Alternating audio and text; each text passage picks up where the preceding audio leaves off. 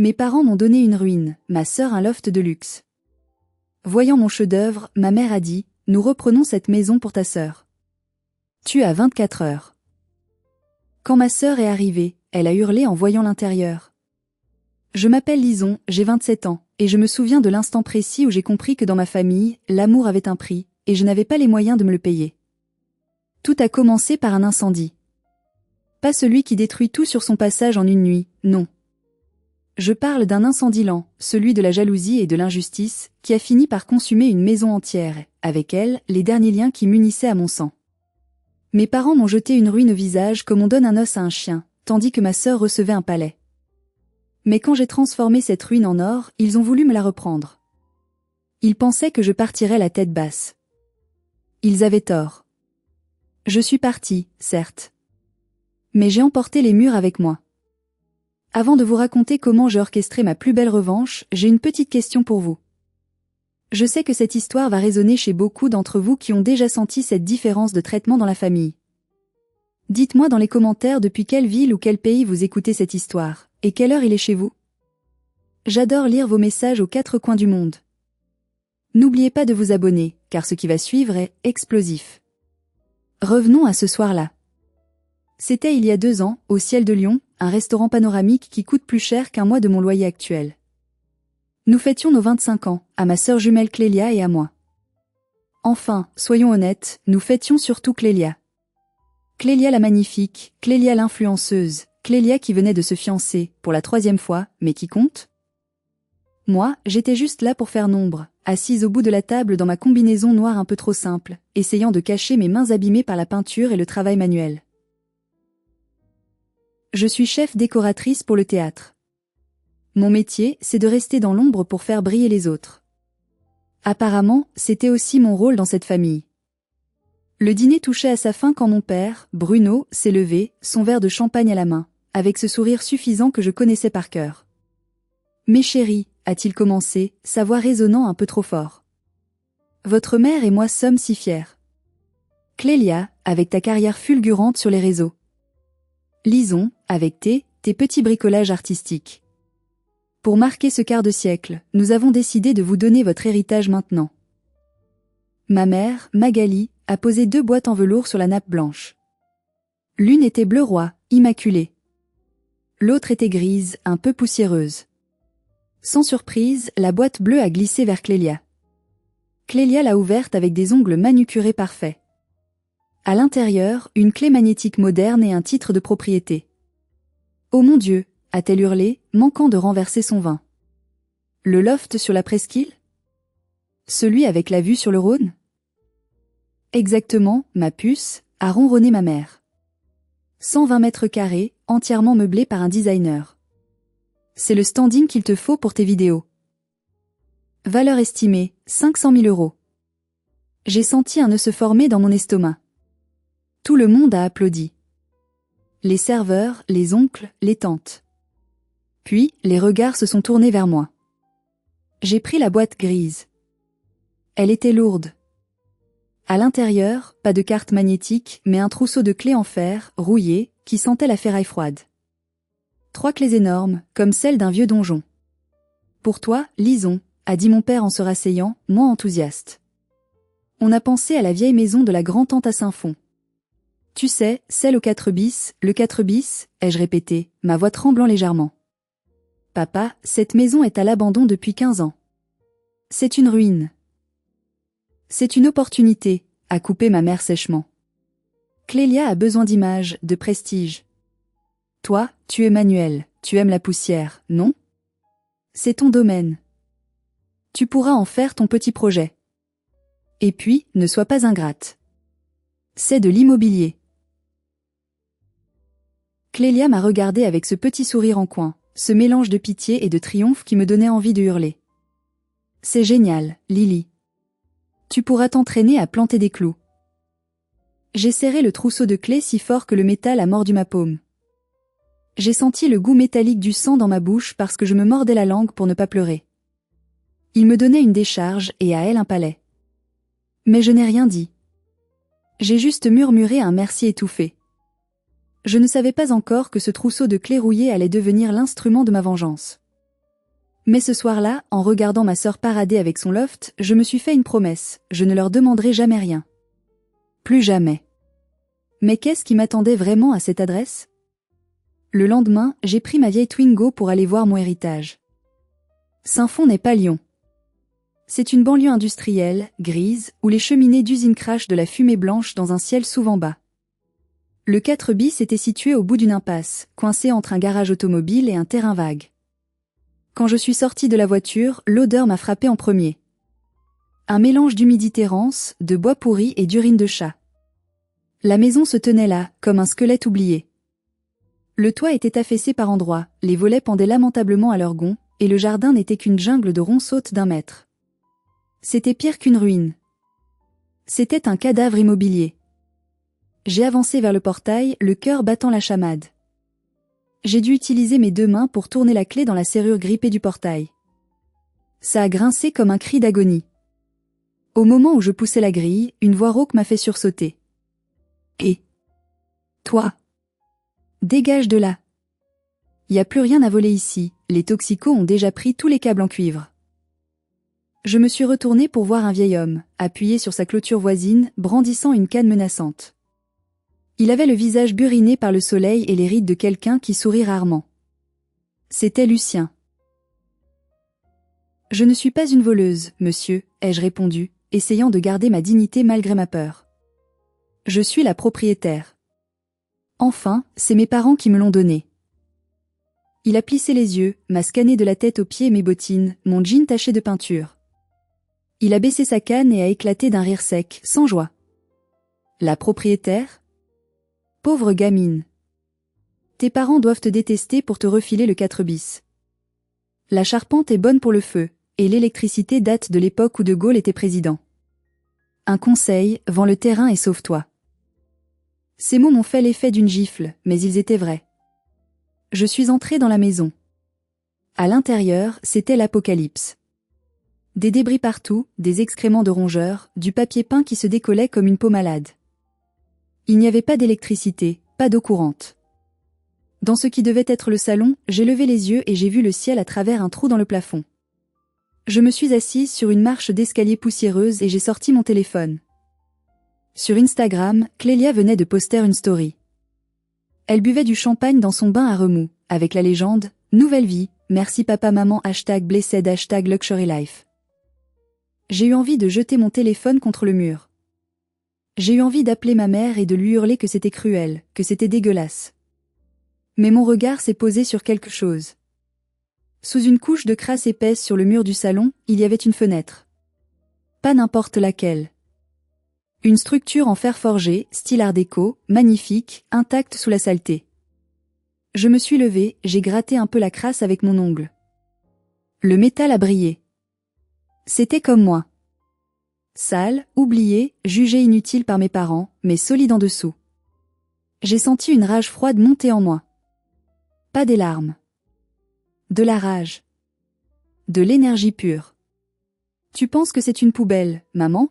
ai-je murmuré dans le silence de la maison morte. « Tu penses que je ne vaux pas mieux que ça ? Très bien. Je vais te montrer. Je ne vais pas juste la réparer. Je vais en faire la plus belle maison de cette putain de ville. » Je suis ressortie. Lucien était toujours là, à tailler ses rosiers. « Vous êtes électricien, c'est ça ? J'ai vu les bobines dans votre garage, lui ai-je lancé. Il a levé un sourcil. J'étais à la retraite depuis 10 ans. Pourquoi ? Parce que j'ai besoin d'un maître. Je n'ai pas d'argent pour vous payer, mais je fais d'excellentes tartes aux pommes et je n'ai peur de rien. Apprenez-moi à remettre le courant et je m'occupe du reste. Il m'a regardé longuement, puis un petit sourire a fissuré son visage de pierre. T'as du cran, la gamine. Ok. Mais si tu chouines à la première araignée, je rentre chez moi. C'est ainsi que le cauchemar a commencé. Ou le rêve. Ça dépend de quel côté du mur on se trouve. Mais je ne savais pas encore que le plus grand danger ne venait pas de la maison elle-même, mais d'un simple papier que je n'avais pas signé. Si vous n'avez jamais rénové une maison seule, vous ne pouvez pas comprendre ce que fatigue veut dire. Pendant 18 mois, je n'ai pas eu de vie. Je finissais mon travail au théâtre à 18h, je fonçais à Saint-Fond, et je travaillais jusqu'à 2h du matin à la lumière d'un projecteur de chantier. Les 3 premiers mois, je n'ai fait que sortir des ordures. J'ai rempli 5 bennes. Mes amis ne me voyaient plus. Ma famille? Ils ne m'ont jamais rendu visite. Pas une seule fois. Quand j'appelais ma mère, elle me coupait au bout de 2 minutes. Oui, Lison, c'est bien. Mais écoute, Clélia a un souci avec son traiteur pour sa crémaillère, c'est une catastrophe. J'étais seule. Enfin, pas tout à fait. J'avais Lucien. Ce vieux grincheux est devenu le grand-père que je n'avais jamais eu. Il m'a appris à lire un schéma électrique, à tirer des câbles, à distinguer la phase du neutre. Attention, petite, me disait-il en pointant le vieux tableau électrique en porcelaine qui datait de Mathusalem. Ça, c'est de la merde. On arrache tout. On met du neuf. On met la terre partout. La sécurité, on ne joue pas avec. J'ai tout refait. J'ai passé des semaines à genoux à poncer le vieux parquet en chêne qui était caché sous 3 couches de lino dégueulasse. Quand le bois a révélé sa couleur miel doré, j'ai pleuré de joie. J'ai abattu des cloisons pour créer un espace ouvert, style loft industriel. J'ai récupéré des briques, des poutres métalliques dans les décors de théâtre destinés à la casse. J'ai transformé des tuyaux de plomberie en étagères design. Au 12e mois, mon amie Zélie est passée me voir. Zélie est avocate, le genre pragmatique qui ne laisse rien au hasard. Elle m'a trouvée couverte de plâtre, en train d'installer une baignoire sur pied que j'avais restaurée. Lison, c'est incroyable, a-t-elle soufflé en regardant autour d'elle. Mais dis-moi, j'ai une question juridique. La maison, elle est à ton nom? Tu as l'acte de propriété? Je me suis figée, ma truelle à la main. Bah, papa m'a donné les clés. Il a dit que c'était mon héritage. Les clés, ce n'est pas un titre de propriété, a insisté Zélie, le visage grave. Si la maison appartient à une SCI, Société Civile Immobilière, familiale, et que tu n'es pas gérante, techniquement, tu es juste occupante à titre gratuit. Tu as investi combien ici? Toutes mes économies. 40 000 €. Plus la main-d'œuvre. Fais-leur signer un papier, lisons. Tout de suite. J'ai eu un frisson froid. Le soir même, j'ai appelé mon père. J'ai essayé d'être décontractée. Papa, pour les assurances et tout ça, on devrait peut-être officialiser le transfert de propriété, non? Il a ri, un rire bonhomme qui m'a glacé le sang. Oh là là, Lison, toujours à t'inquiéter pour rien. C'est la famille. La SCI, c'est compliqué, ça coûte cher en notaire de changer les statuts. T'inquiète pas, tu es chez toi. On te fait confiance, fais-nous confiance. Tu ne vas pas commencer à devenir procédurière comme des étrangers, hein? J'ai cédé.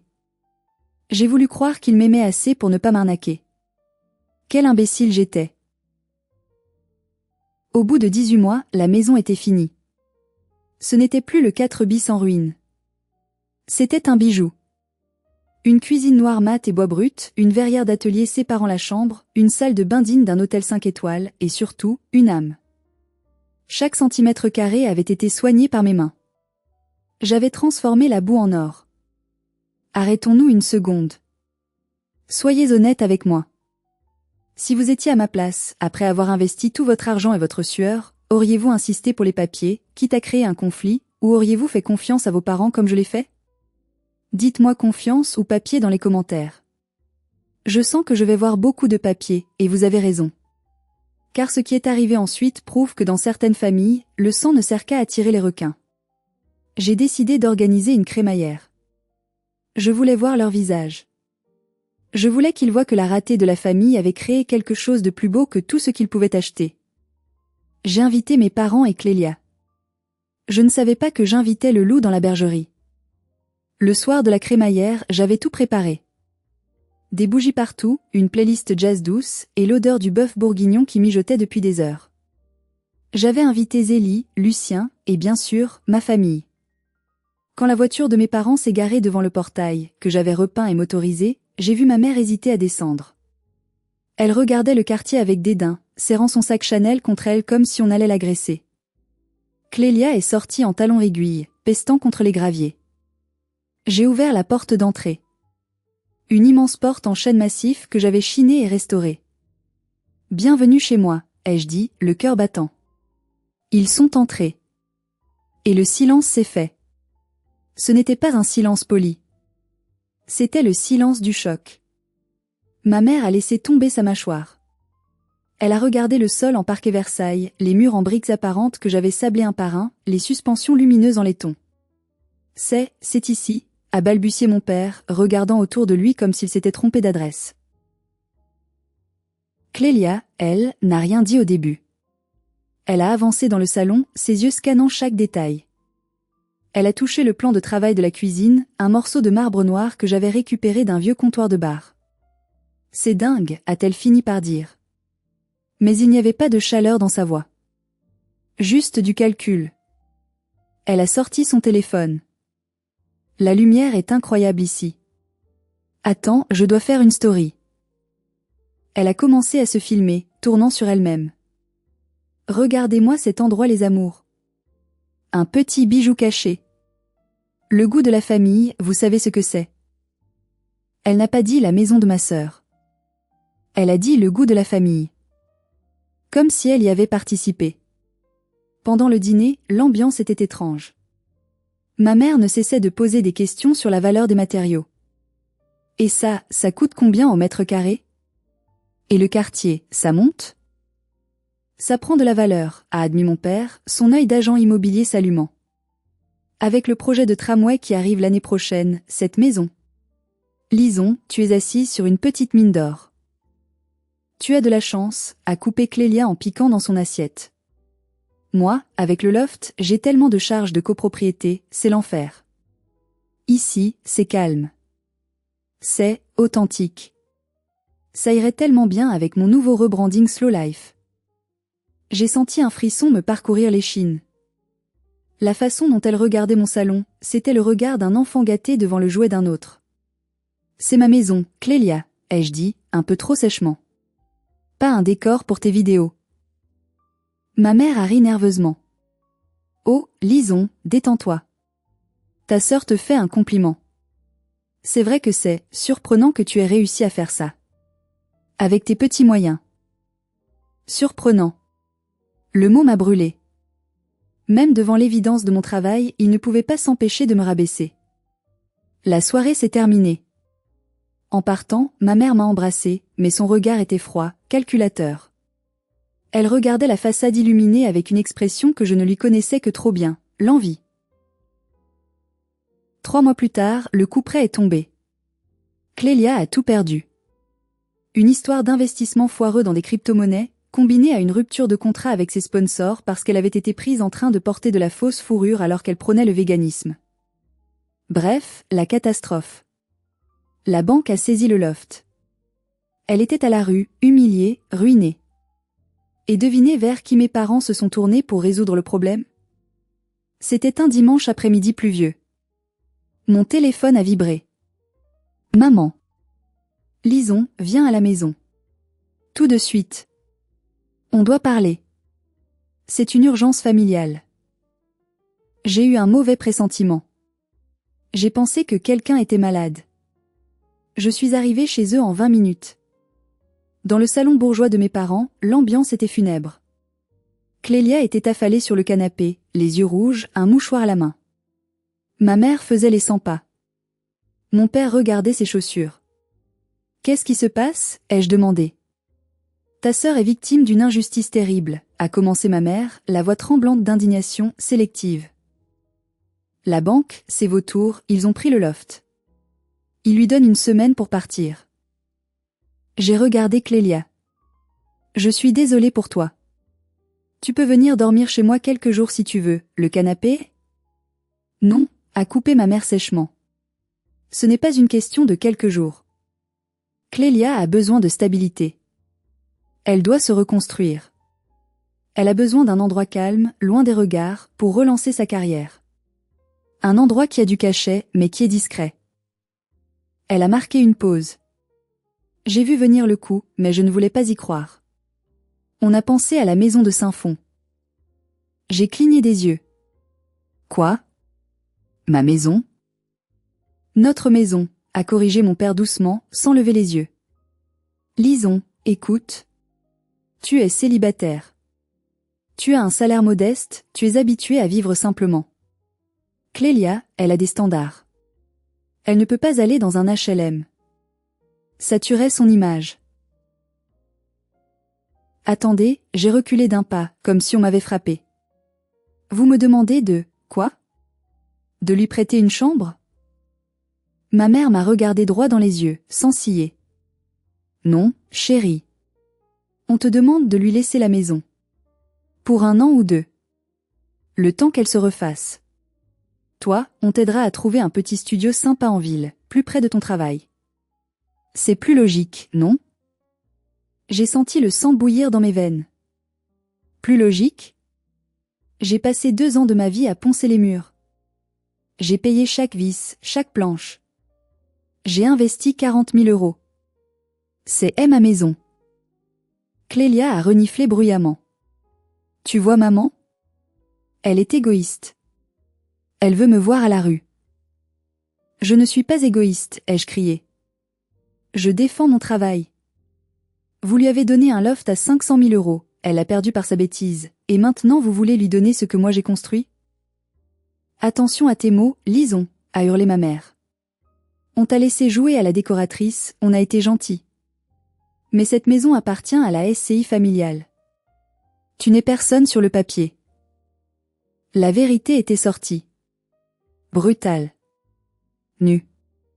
Je n'étais qu'une squatteuse qu'on tolérait tant que ça ne dérangeait pas la princesse. Je ne partirai pas, ai-je dit, la voix froide. Il faudra me sortir de force. Mon père s'est enfin levé. Il a pris un dossier sur la table. Lison, ne nous oblige pas à faire ça. Mais juridiquement, tu n'as aucun bail.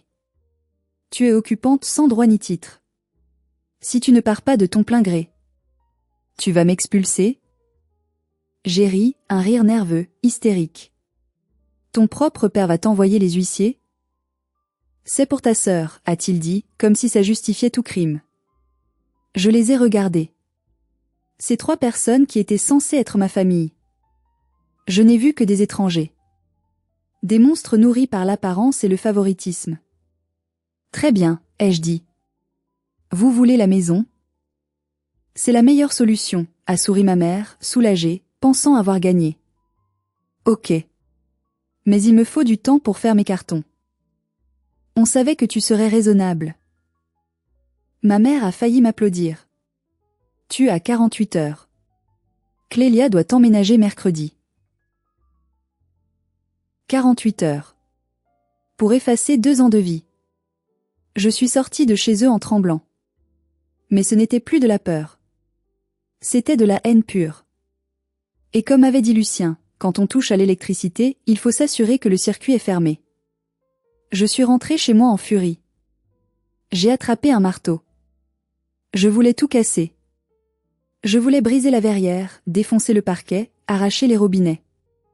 Si je ne pouvais pas l'avoir, personne ne l'aurait. J'ai levé le marteau au-dessus de l'îlot central de cuisine. Arrête!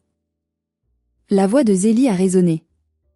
Elle était passée me voir, inquiète de mon silence. Elle m'a attrapé le poignet.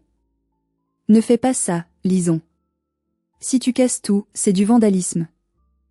Ils porteront plainte et vu que la maison est à eux, tu finiras avec un casier judiciaire et des dettes à vie. Ne leur donne pas ce plaisir. J'ai laissé tomber le marteau et je me suis effondrée en larmes dans ses bras. Ils me volent, Zélie. Ils me volent tout. Ils disent que la maison est à eux. Zélie m'a fait asseoir et m'a versé un verre d'eau. Son regard d'avocate s'est allumé. Ok. Analysons ça froidement. La maison, les murs, le toit, le terrain, c'est à la SCI. C'est à eux. Tu ne peux pas toucher à la structure. Elle a fait une pause, un sourire machiavélique étirant ses lèvres. Mais le reste?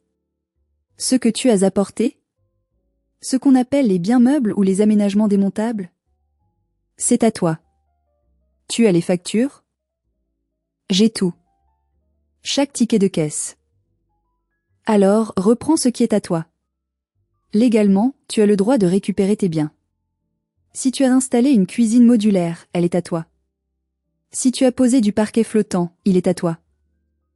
À cet instant, on a frappé à la porte. C'était Lucien. Il tenait un vieux papier jauni à la main. J'ai entendu crier, a-t-il grommelé. Et j'ai vu la voiture de tes parents tout à l'heure. Ça sent mauvais, hein? Je lui ai expliqué. Lucien a hoché la tête, sans surprise. Il a posé le papier sur la table. C'est le schéma électrique de la maison tel qu'il était quand tu es arrivé. Tu te souviens? Ce vieux tableau en porcelaine, les fils gainés de tissu? Oui, on a tout remplacé. C'est dans la cave. Tu n'as pas jeté le vieux matériel? Non, je suis conservatrice. Lucien a souri, et pour la première fois, ce sourire faisait vraiment peur. La loi dit que tu dois rendre le bien dans l'état où tu l'as trouvé, ou mieux. Mais si mieux signifie leur faire un cadeau à 40 000 € qu'ils te volent, alors peut-être que tu devrais juste le rendre dans l'état exact où tu l'as trouvé. J'ai regardé Zélie. J'ai regardé Lucien. Une idée lumineuse, froide et précise s'est formée dans mon esprit. Ils veulent leur maison? La maison de la SCI? Celle qui est sur le papier. J'ai essuyé mes larmes. Très bien. Je vais leur rendre cette maison-là. J'ai pris mon téléphone. J'ai appelé mes potes du théâtre. Les machinistes, les techniciens lumière, les menuisiers. Des gars costauds, habitués à monter et démonter des décors entiers en une nuit. Les gars, j'ai besoin d'un coup de main. On a un décor à démonter. Et il faut que ce soit fait en 24 heures. C'est payé? A demandé Marco, le chef machiniste. Non. Mais y a pizza, bière et le plaisir de voir une justice poétique s'accomplir. On arrive. La nuit allait être longue. Et elle allait être chirurgicale. L'opération a commencé à 18 heures. Une équipe de 6 techniciens de théâtre a débarqué chez moi, armés de visseuses, de pieds de biche et de diables. C'était comme une opération militaire. La règle est simple, ai-je annoncé, debout sur une chaise. Tout ce que j'ai payé, tout ce qui n'est pas structurel, on l'enlève. Mais on ne casse rien. Je ne veux pas un seul trou dans le placo qui ne soit pas rebouché. On ne leur laisse aucune excuse pour m'attaquer. On a commencé par la cuisine. C'était une cuisine IKEA haut de gamme, mais customisée. En 2 heures, les caissons étaient démontés, emballés, chargés dans le camion de Marco. Il ne restait que les tuyaux d'arrivée d'eau qui sortaient du mur, nus et laids. J'ai revissé les vieux bouchons rouillés que j'avais gardés dans une boîte marquée vieille pièce. Ensuite, le sol. Le magnifique parquet en chêne massif était un parquet flottant clipsable de haute qualité. On l'a déclipsé, planche par planche. En dessous, la dalle de béton brut, tachée et fissurée, est réapparue comme une vieille cicatrice. Le son de nos pas a changé. C'est passé d'un bruit sourd et chaleureux à un claquement froid et résonnant. Puis, la salle de bain. La baignoire sur pied? Parti. Le meuble Vascantec? Parti. J'ai réinstallé le vieux lavabo sur colonne ébréchée qui traînait au fond du garage. Mais le plus important, c'était l'électricité. C'était le domaine de Lucien et moi. On coupe le général, a crié Lucien. On a démonté le tableau électrique moderne avec ses disjoncteurs différentiels 30 mA, ses protections contre les surtensions, tout ce qui rend une maison sûre en 2024. À la place, on a remonté le vieux support en bois avec les portes fusibles en porcelaine. J'ai reconnecté les vieux fils. C'est légal, ça? A demandé Marco, un peu inquiet en voyant l'installation archaïque. Zélie, qui supervisait les opérations avec un bloc-notes, a hoché la tête. Lison remet le bien en état initial. Tant que ça fonctionne et que ce n'est pas un piège actif, comme une bombe, c'est légal. C'est la propriété des parents. C'est leur installation d'origine. S'ils voulaient une installation neuve, ils auraient dû payer pour. Vers 4 heures du matin, la maison était méconnaissable. Ou plutôt, elle était parfaitement reconnaissable. C'était exactement la ruine que j'avais visitée 2 ans plus tôt. Plus de verrières, plus de lumière douce. Juste des ampoules nues pendant au bout de fils tristes. Plus de chaleur. L'écho était revenu. J'ai regardé autour de moi. C'était effrayant de voir à quel point tout ce qui faisait de cet endroit un foyer était moi. Sans moi, ce n'était qu'une coquille vide et hostile. J'ai chargé le dernier carton dans ma Twingo. Mes amis étaient épuisés mais hilars. Tu crois qu'elle va remarquer? A plaisanté Marco. Oh oui, ai-je souri. Elle va remarquer. Avant de partir, j'ai fait une dernière chose. J'ai sorti mon ordinateur et j'ai rédigé un email formel à mes parents et à Clélia, avec Zélie en copie cachée. Chers parents, Clélia, conformément à votre demande, j'ai libéré les lieux. J'ai retiré l'ensemble de mes biens personnels et mobiliers. La maison est restituée dans sa configuration structurelle d'origine. Important, je tiens à vous signaler que l'installation électrique est celle d'origine, vintage 1980. Elle est vétuste et ne supporte pas les charges modernes. Je vous recommande vivement de ne pas brancher plusieurs appareils de forte puissance simultanément avant d'avoir fait intervenir un professionnel pour une mise aux normes. Cordialement, Lison. J'ai cliqué sur envoyer. J'avais prévenu. J'avais fait mon devoir. S'ils ignoraient cet avertissement, ce n'était plus mon problème. J'ai laissé les clés rouillées au milieu du salon vide, sur le béton froid. J'ai collé un post-it jaune sur le vieux tableau électrique. Attention, vieux. Fragile. Puis j'ai fermé la porte. Le grincement était le même qu'au premier jour. La boucle était bouclée. Je n'ai pas dormi cette nuit-là. J'ai squatté le canapé de Zélie. Je me sentais vide, comme si on m'avait arraché un organe. Mais bizarrement, je me sentais aussi légère. Je n'avais plus rien à prouver. Je n'avais plus à mendier leur amour ou leur approbation en construisant un palais pour eux. À 14 heures le lendemain, mon téléphone a commencé à vibrer. 1 fois. 2 fois. 10 fois. C'était ma mère. Puis Clélia. Puis mon père. Je n'ai pas répondu. J'ai laissé sonner. Zélie m'a regardé par-dessus sa tasse de café. Tu es prête pour la tempête? Je suis la tempête, ai-je répondu.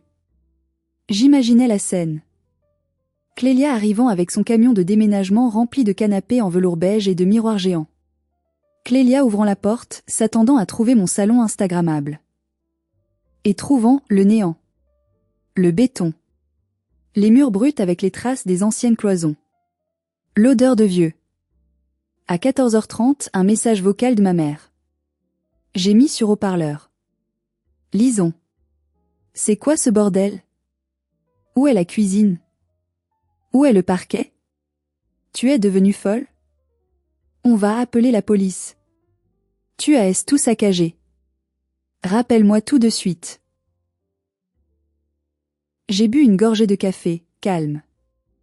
Saccagé? Non. Déménager. Un autre message de Clélia cette fois. Elle pleurait. Ou elle criait. C'était dur à dire. Tu es une grande malade. Il n'y a même pas de toilette. Comment je vais faire? J'ai mes followers qui attendent un house tour ce soir.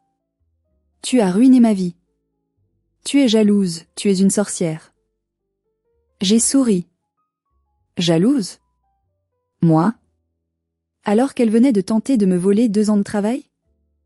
L'ironie était délicieuse. J'ai finalement envoyé un SMS, court et précis, relisez mon mail. J'ai repris mes affaires. La maison est à vous. Profitez-en.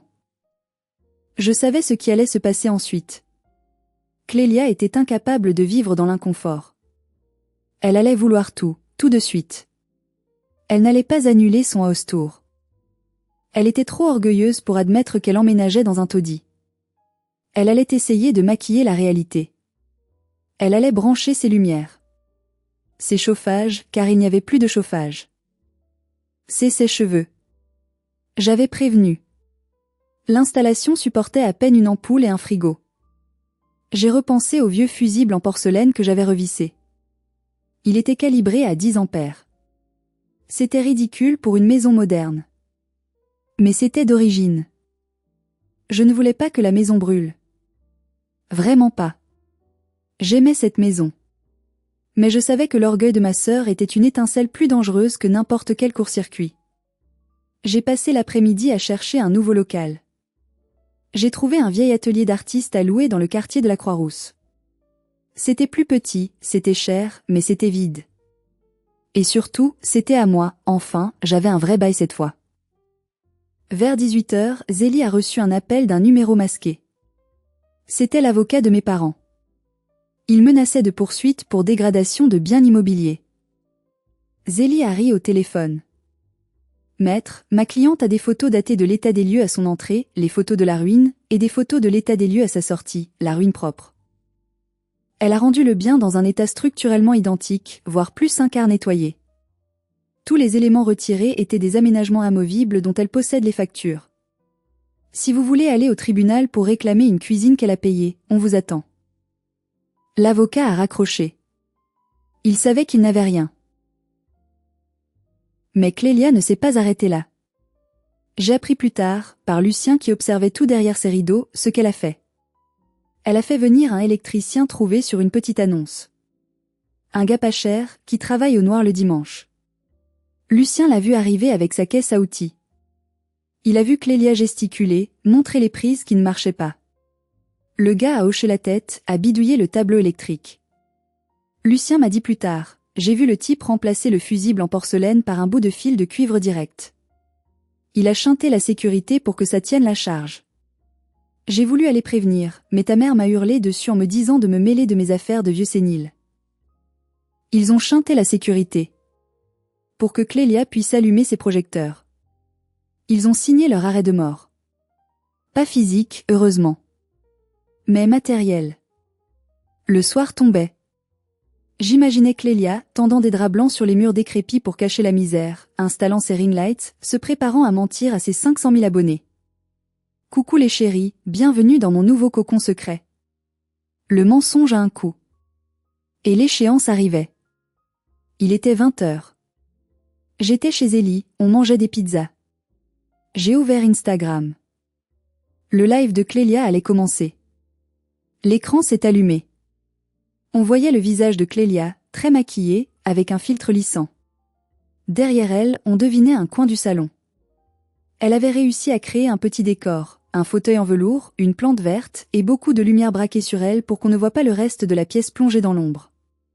Salut tout le monde, sa voix était suraiguë, fausse. Désolé pour le retard, on a eu des petits soucis techniques, Vous savez, les vieilles maisons de charme, c'est capricieux. Les commentaires défilaient. Waouh, c'est ou montre-nous le reste, pourquoi c'est si sombre derrière? Alors, je ne peux pas tout montrer ce soir car c'est encore en travaux de déco, a menti Clélia. Mais regardez cette ambiance cosy. Elle a allumé un chauffage d'appoint électrique, un vieux grille-pain énergivore, car il faisait froid dans la maison sans isolation. Sur l'écran, j'ai vu l'image scintiller légèrement. La lumière baisse, a commenté un internaute. Non, non, c'est l'ambiance, a ri Clélia, un peu nerveuse. Soudain, j'ai entendu un bruit sec dans la vidéo. Clac. Comme un coup de fouet. Clélia a sursauté. C'était quoi ça? Derrière elle, au niveau de la plainte, j'ai vu une petite fumée noire s'élever. Là où elle avait branché la multiprise surchargée. Le shunt de l'électricien avait tenu, ce qui voulait dire que le fusible n'avait pas sauté. Donc, c'est le fil dans le mur, le vieux fil isolé avec du tissu et du caoutchouc séché, qui était en train de fondre et de mettre le feu à la cloison sèche. Ça sent le brûler, non? A demandé Clélia en reniflant. Soudain, une flamme a jailli derrière le rideau qu'elle avait accroché pour cacher le mur moche. Le tissu synthétique a pris feu instantanément. Arg! Au feu! Le téléphone est tombé. L'image est devenue floue, cadrée sur le plafond. On entendait Clélia hurler, courir. On entendait le crépitement sinistre du feu qui se propageait à une vitesse folle dans cette maison pleine de bois secs et de poussière. Le live s'est coupé. J'ai regardé Zélie. Elle était livide. Elle a mis le feu. Elle a surchargé la ligne, ai-je corrigé, ma voix blanche. Et comme ils ont enlevé mes protections. On a sauté dans la voiture. On a foncé vers Saint-Fond. Quand nous sommes arrivés, les pompiers étaient déjà là. Le ciel était orange. Les gyrophares bleus dansaient sur les façades des voisins. La maison, ma maison, n'était qu'une torche géante. Les flammes sortaient par le toit effondré. C'était fini. Il n'y avait rien à sauver. J'ai vu mes parents près du camion de pompiers. Ma mère était en état de choc, enveloppée dans une couverture de survie. Mon père parlait aux policiers, agité. Clélia était assise sur le marchepied de l'ambulance, le visage noir de suie, pleurant toutes les larmes de son corps. Elle n'avait rien, juste ses vêtements sur le dos. Ses sacs Vuitton, ses chaussures, son matériel, tout était dedans. Je me suis approchée. Mon père m'a vue. Il a foncé sur moi, les yeux exorbités par la rage. « C'est toi. C'est ta faute », a-t-il hurlé en essayant de m'attraper. Un policier l'a retenu. « Monsieur, calmez-vous. Elle a piégé la maison. Elle a voulu nous tuer. C'est une criminelle. » J'ai regardé mon père, droit dans les yeux. Je n'ai pas reculé. Je vous ai envoyé un mail, papa. Je vous ai dit, ne branchez rien de puissant. Je vous ai laissé un post-it, attention danger. Vous avez fait quoi? Vous avez écouté? Clélia a levé la tête, haineuse. Tu savais. Tu savais que ça brûlerait. Je savais que c'était vieux, ai-je répondu calmement. C'est pour ça que j'avais passé 6 mois à refaire l'électricité à neuf. Mais vous m'avez dit que c'était votre maison, votre installation d'origine. Je vous ai rendu votre installation. Si vous avez branché un studio télé sur une prise de 1980, c'est votre bêtise qui a mis le feu, pas moi. Le capitaine des pompiers s'est approché, un carnet à la main. Qui est le propriétaire? C'est eux, j'ai pointé mes parents. On a trouvé des traces de bidouillage sur le compteur principal, a dit le pompier sévèrement. Un fil de cuivre à la place du fusible. C'est criminel, ça. Qui a fait ça? Tous les regards se sont tournés vers Clélia. Elle a blanchi sous la suie. C'est le type, je voulais juste avoir de la lumière. A-t-elle balbutié? C'était fini. L'assurance n'allait jamais payer pour un incendie causé par une installation illégale et bricolée par un amateur non déclaré, surtout après un avertissement écrit. J'ai regardé la maison brûler. C'était triste, oui. Mais c'était aussi une purification. Le feu détruisait la cupidité de mes parents, la vanité de ma sœur, et mes dernières illusions sur cette famille. Les mois qui ont suivi ont été un enfer pour eux, et une renaissance pour moi. L'enquête a été rapide. Grâce à l'email que j'avais envoyé et au témoignage de Lucien, qui avait vu l'électricien marron, j'ai été totalement mise hors de cause. J'avais rendu la maison, j'avais averti des risques. Je n'étais pas responsable de l'usage qu'ils en avaient fait après mon départ. L'assurance a refusé d'indemniser mes parents. Clause d'exclusion, modification sauvage des systèmes de sécurité et négligence grave. Ils ont tout perdu. La maison ne valait plus rien, juste un terrain pollué à nettoyer, ce qui coûte une fortune. De plus, le feu avait endommagé la clôture de Lucien et la toiture du garage voisin. Mes parents ont dû payer de leur poche.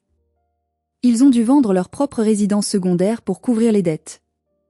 Clélia, elle a perdu sa crédibilité. La vidéo de l'incendie a fait le buzz, mais pas comme elle le voulait. Elle est devenue la risée d'Internet, l'influenceuse qui met le feu à sa maison pour une ring light. Les marques l'ont lâchée. Elle a dû retourner vivre chez mes parents, dans une petite chambre d'amis, loin du luxe qu'elle exigeait. Quant à moi, je suis assise dans mon nouvel atelier à la Croix-Rousse. C'est un grand espace blanc, lumineux. J'ai racheté mes outils. Je travaille sur les décors d'une nouvelle pièce de théâtre qui s'appelle Le Phénix. C'est ironique, non? Je n'ai plus de contact avec eux. Ils m'ont traité de monstre, de fille ingrate. Ils disent que j'aurais dû leur laisser mes travaux, que c'était mon devoir de famille. Peut-être. Peut-être que j'ai été dure. Mais quand je regarde mes mains, je ne vois plus les mains d'une victime. Je vois des mains qui savent construire, et qui savent aussi quand il faut tout démonter pour sauver sa peau. J'ai appris une leçon précieuse, on ne peut pas construire sa vie sur les fondations de quelqu'un d'autre, surtout si ce quelqu'un ne veut que vous voir tomber. J'ai ma liberté. J'ai ma dignité. Et ça vaut tous les lofts du monde. Et voilà, c'est la fin de mon histoire. Maintenant, c'est à vous de juger. Est-ce que j'ai été trop loin en retirant toute l'électricité neuve? Est-ce que j'aurais dû laisser ma sœur profiter de mon travail pour éviter le drame? Ou est-ce que c'est juste le karma qui a frappé? Dites-moi franchement dans les commentaires, team Lison ou team parents? Si cette histoire vous a plu, mettez un pouce bleu, ça aide énormément la chaîne.